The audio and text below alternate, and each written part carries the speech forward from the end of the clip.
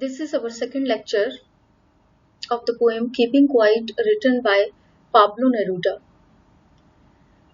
In our previous lecture, we discussed about the poet and theme of the poem. We read that keeping quiet is a call for introspection for all human beings who have divided themselves on the basis of race, language, and nationality. The poem is presented in the form of an exercise for maintaining silence and stillness. The poet has emphasized the importance of introspection. He says that silence creates an exotic moment where one forgets one's differences, wars come to a standstill, and a feeling of brotherhood prevails. Or we can also say that much of the evil shall disappear in the depth of an understanding, silent and inactive life. So, the poet says that now we will count to 12 and we will all keep still. It means the poet says that it will not take much time to introspect ourselves. It will not much time if we sit silent, if we keep still and think about ourselves, examine ourselves and our actions. The poet wants the people of the world to remain silent for few moments. He does not want us to speak any language. He also wants us to be inactive for a moment so that we can introspect ourselves. And the moment of introspection would be an exotic moment. Without rush, without engine, means without hurry and worry of life, without any movement, without any sound of machines. And in that exotic moment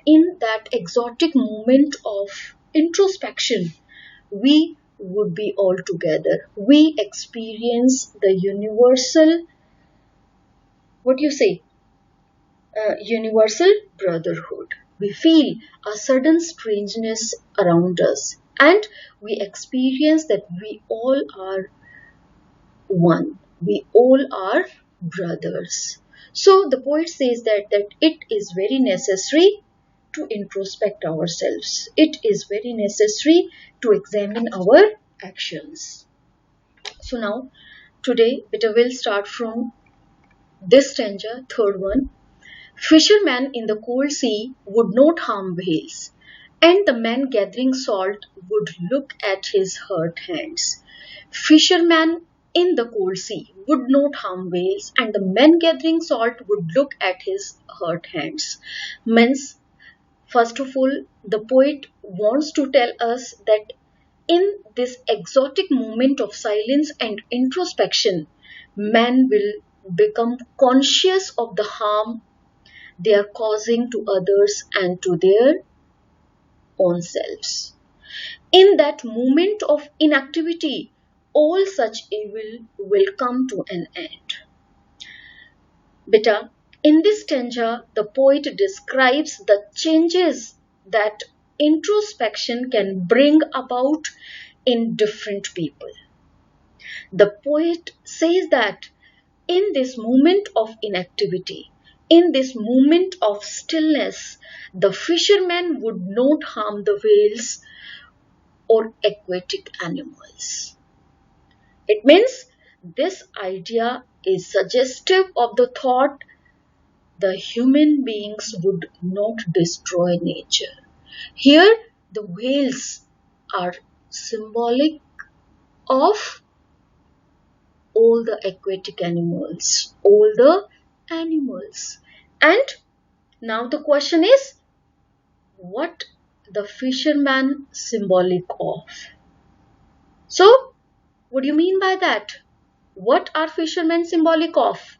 Here, fishermen symbolize men's indiscriminate exploitation of nature for his own interest. It means man is very greedy, and to fulfill his greed, to fulfill his needs, he keeps on exploiting the nature, he keeps on exploiting the aquatic animals, he keeps on exploiting the wild animals. So the poet says that after introspection, means after introspection, the fishermen do not harm the whales. They will no longer be on the verge of extinction. Means man would stop harming the nature. And the man gathering salt would look at his hurt hands. It means even the man gathering salt will get some time from his hectic schedule to look at his injured hands. It means in greed, in lust of getting more and more, the man gathering salt, he keeps on gathering more and more. So after introspection, he will get some time for his hectic schedule to look at his injured hands and reflect at the pain and harms his thoughtless task has caused to him. It means after introspection, he gets content, he gets satisfied. So the poet says that it means he wants to say that man's working towards advancement has resulted in more harm than good. It means he is not only causing harm to animals or other human beings, but also to himself. He is also hurting himself. He does not have enough time to look his pains and sufferings. So the poet says that in the rat race of advancement and progress, man does not have time to think about himself.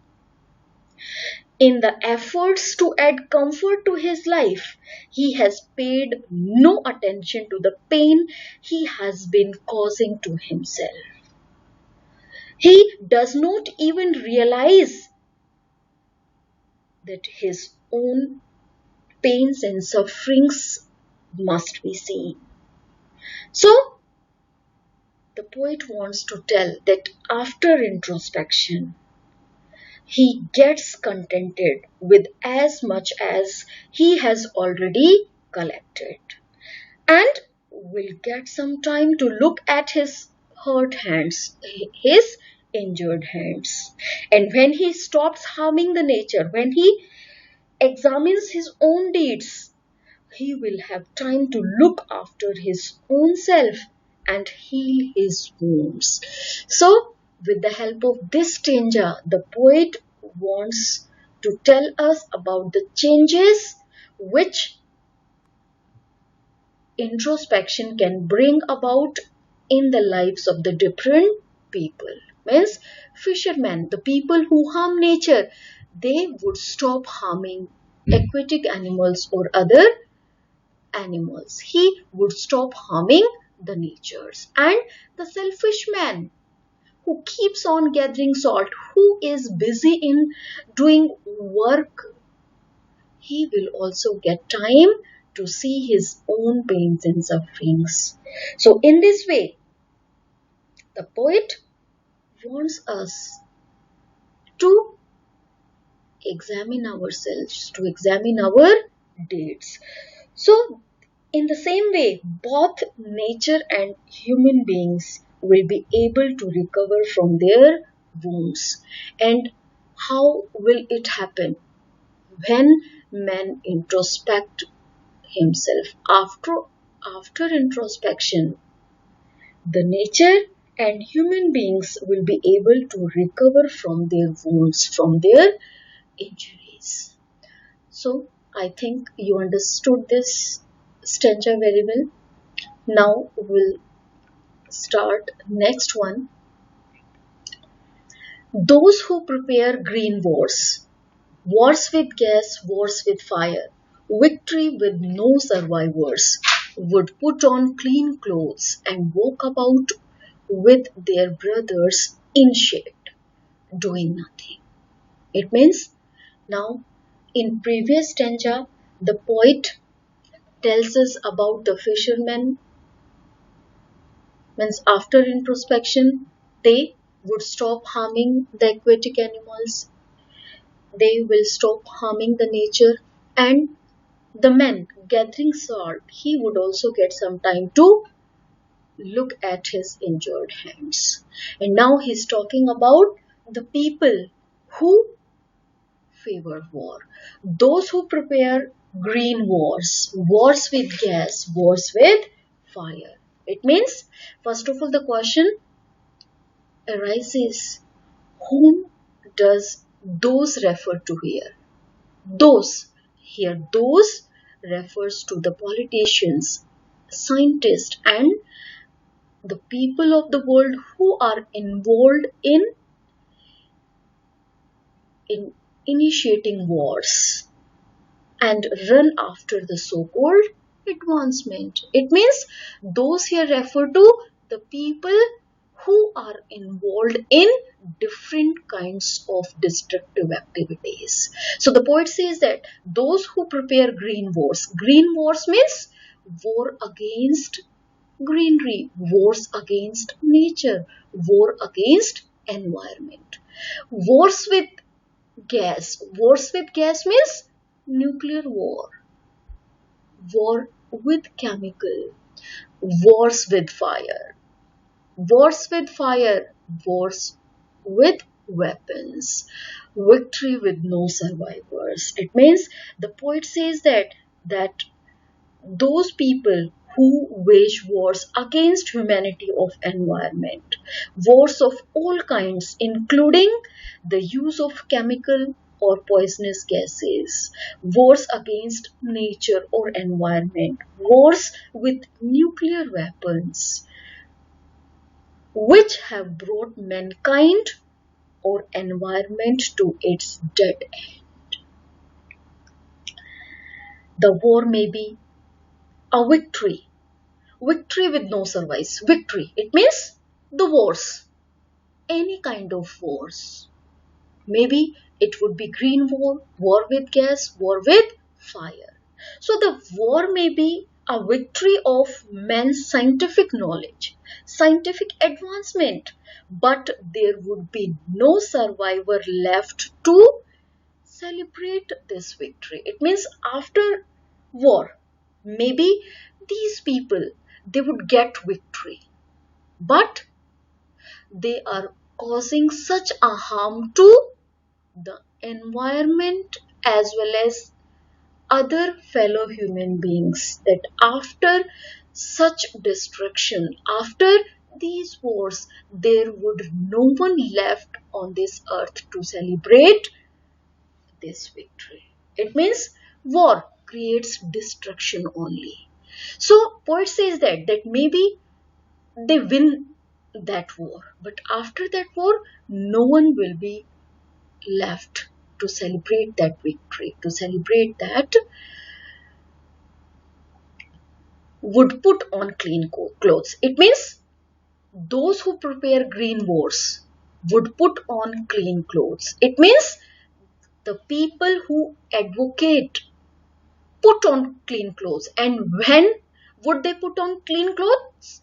After introspection. It means once they introspect their actions, once they realize that what they are doing to their fellow human beings and the nature, what harm they are causing to everyone. Undoubtedly, after introspection, they come to know what wrong thing they were doing, what harm they were causing to the environment and other human beings. So after introspection, they put on clean clothes. Means when they introspect themselves, they find themselves completely changed. They would reflect inwardly and thus halt or stop their destructive activities and develop a sense of brotherhood. So the poet says that the people